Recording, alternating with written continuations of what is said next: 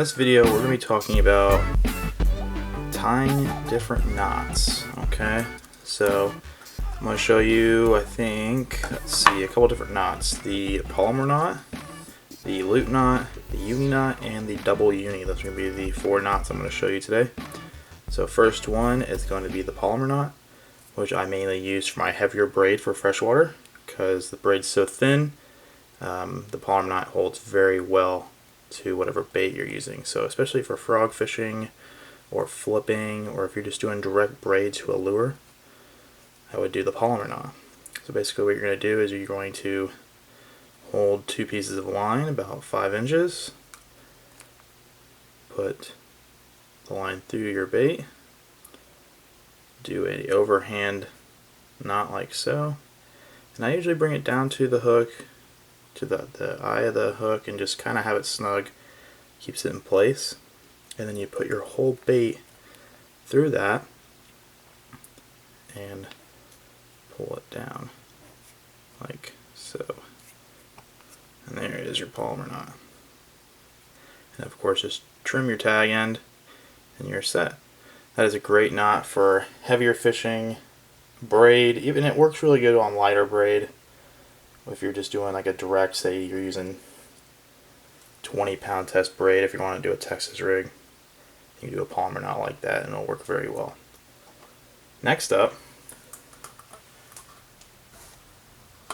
is going to be a regular Uni Knot. Okay, so a Uni Knot, I mainly use a Uni Knot if I'm just doing a direct knot to my bait, which most of the time I'm doing it with the snake locks. I'll do a direct knot to that because this already has a lot of movement. So we'll just tie it to this guy right here, this little TT headlock. So you'll put the line through. I usually do about 3 wraps. You'll just do a backwards loop, pinch it with your thumb and pointer finger, and I do 3 wraps. 2 and 3.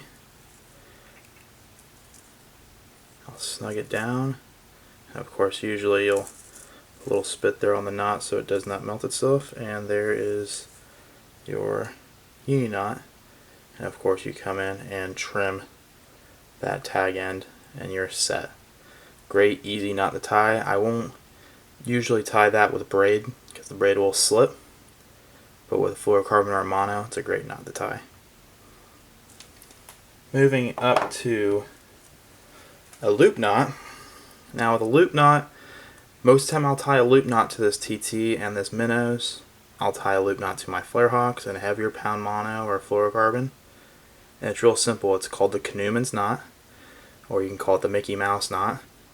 You'll put the line through the eye of the hook, so I could focus, backwards loop, another backwards loop. You'll put that second one through the first, hold it.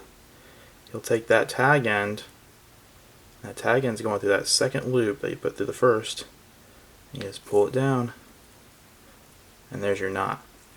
Now the benefit to this knot is it gives the bait a little bit more freedom, gives it more action, plus when you trim that tag, that knot's pointing down.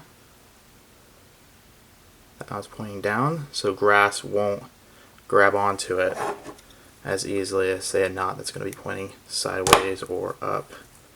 And I'll just trim it lightly just so you can see it. That's a great knot as far as using it for your top waters, for your jig heads, even for the guys that like using live bait, your circle hooks, and everything like that. Okay, so for the final knot, we're going to take our 15-pound braid, whatever braid you like. And now I do this knot for pretty much everything. I do this for my light stuff, I do this for my heavy stuff. It just changes, the wrap count changes per pound test. Now I usually try to stick to, if I'm doing 30-pound test leader, I'll do like 8 wraps with the braid, I'll do 3 wraps with the fluorocarbon. If I'm doing my heavier stuff, say 30-pound braid, I'll do 8 to 10 wraps, and I'll do 3 with the fluorocarbon. So starting off, I usually do the fluorocarbon first, backwards loop over the braid, and just do 1, 2, and 3.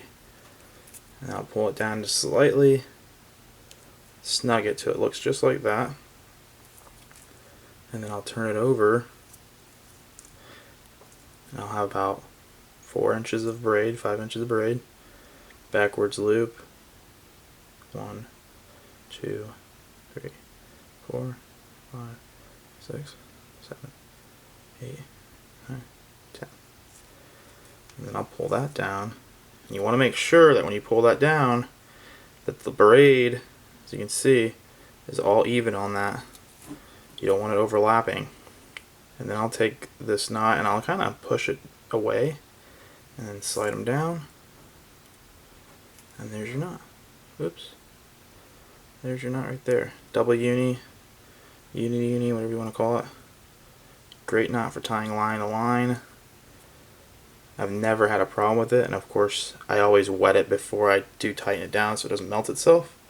And then you gotta also just come back and cut your trims with a knife or snips. Hey guys, thanks again for watching the video. I know it's something simple, just a couple different knots that I've tied since I was a kid. I know some people have trouble tying knots, and hopefully this video helps with that. I know on one part of the video I did say a Palomar knot is good for flipping.